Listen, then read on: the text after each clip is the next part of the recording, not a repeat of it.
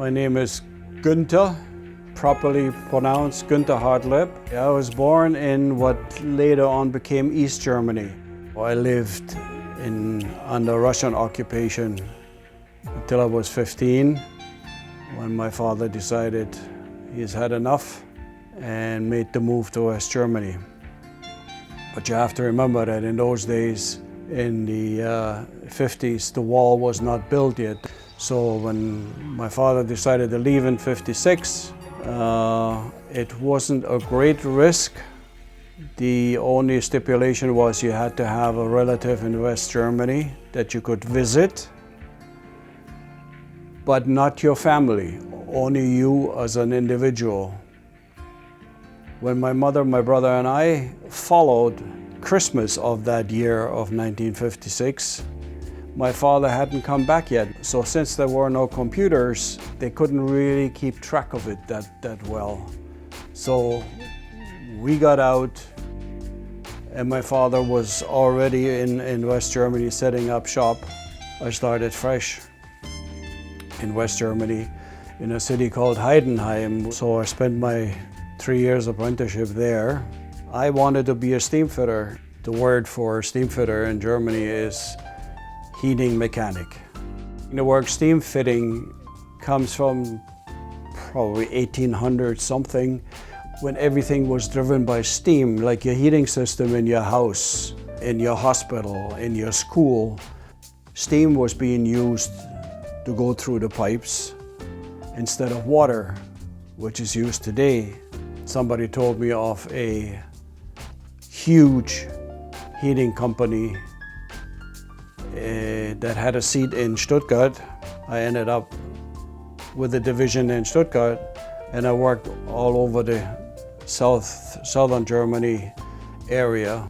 My life was just turning around friends and booze and having a good time, until one of my friends, he was a machine engineer, he said, are you willing to go to South Africa?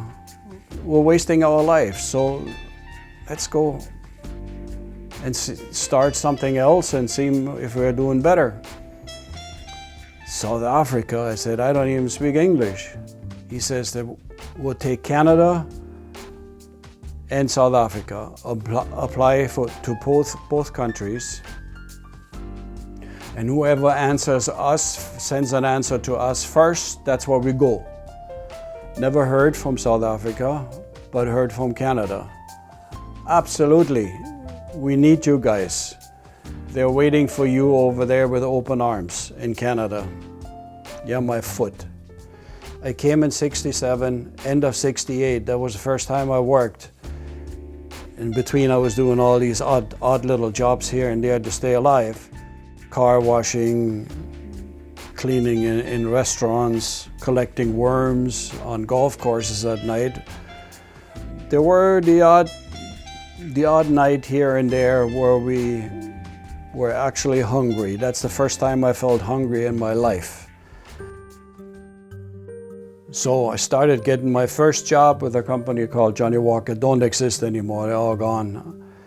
And from there on, things got better and better. Slowly started to work my way up. And it was all still non-union. And I found out that we were kind of exploited as new immigrants. But I was reluctant to join a union. I didn't know anything about union. I just heard, oh no, unions, it's just not the right thing. Well, the opposite is the truth. Unions are necessary, otherwise we're being taken advantage of and being exploited. And in those days, they had two different types of union. They were called Local A and Local B. Local B was the coming off the boat steam fitters and plumbers and electricians and so on. Being in the B local, we could not work on big jobs. For example, high-rise building like the Star Building down at the bottom of Yonge Street, the York Center, First Canadian Place.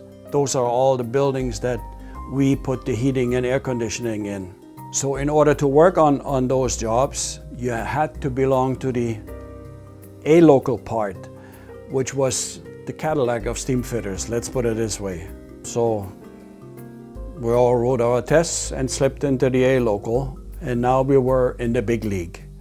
Now it was time to make a name for yourself. That's the way it works in the construction industry. Word to mouth goes around. I had two bosses, a Jewish boss and a German boss. So the German guy had the heating license and the Jewish guy had the plumbing license. So at this one time when I got laid off, I was talking to my German boss. I said, Jesus Christ, why don't you guys get work in here? Now I'm out of work. He says, don't you worry about it. He says, your name is known out there in the industry. You just go to this and this company there and tell them that I sent you.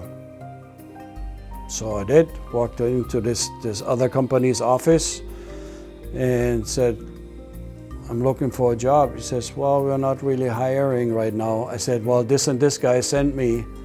Oh, Theo sent you. Oh, okay. He says, so you want to start Monday? So I had a job. Safety is one of the biggest factor that plays a role today. In my days, it was not. We could argue, for example, with safety inspectors coming on a job site and we're not wearing a hard hat. But today you just cannot do that anymore. You have to wear your hard hat. And I think they should, because construction is one of the most dangerous jobs, I think, more dangerous than police work. I've seen brick walls 10 stories high falling over and landing down below, where people going in and out of a building on a construction site. This one guy was standing against a wall while this 5-ton machine was being brought in by what we call a come-along, which is a cable or wire that you pump. And something busted, and he was standing right between the wall and that 5-ton machine, which came down at an angle like that, came down at him. And fortunately, he looked at this thing, saw it coming, and he jumped out of the way, and a second later, that machine hit that concrete wall. So now you can imagine what would have happened to him. Things are done differently than in my days. A steamfitter, for example, could do all kinds of work, including gas lines. Today you can't do that anymore unless you have a license. So you got to go to night school and write an exam and do welding testing and all that, and pay a fee, which is always a big point in this whole thing. Fees here, fees there, license here, license there. But this is where the union comes in again. I don't understand that somebody does not want to join a union, because the education in our local is totally outstanding to young apprentices. Anybody who wants to fulfill a certain job in life has to be trained by somebody who knows what he is doing. Otherwise, the whole operation is a failure.